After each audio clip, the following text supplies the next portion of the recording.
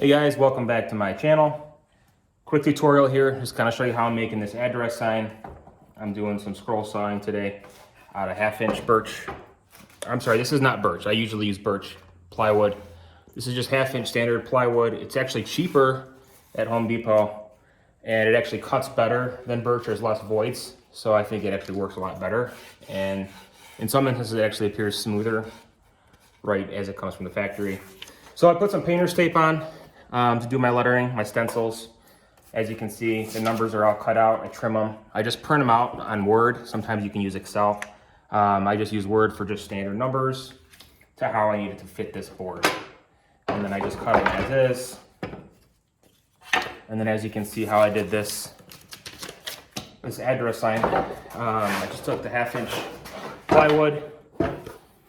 I cut it to about it's 10.5 by 24. It's gonna be a 12 by 26 sign, but I'm gonna have a the frame around it, so that'll add a little bit, 1.5 inch total on the sides. And then I just gotta trim this up with a little piece right here.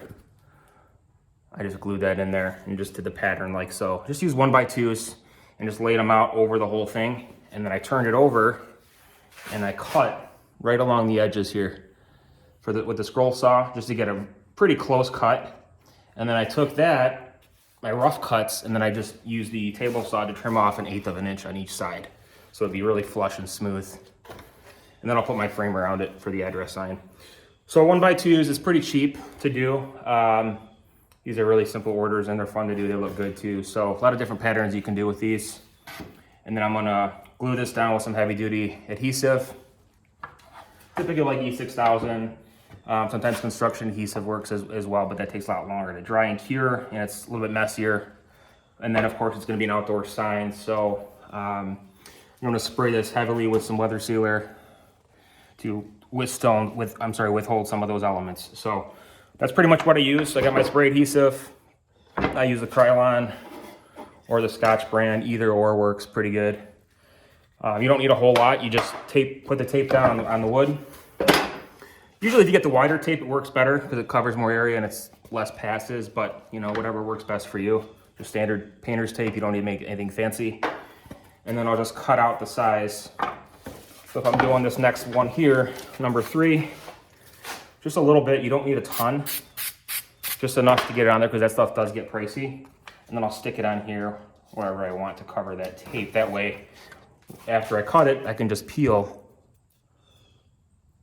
like this. And it's just easy to peel, there's no residue left behind. Makes sanding a whole lot easier. And so also, I had this big piece of board here, so what I wanna do, I'm gonna show you how I trim this up. So a lot of times if it's a big board, it's easier to work with a smaller piece. I'll turn this up.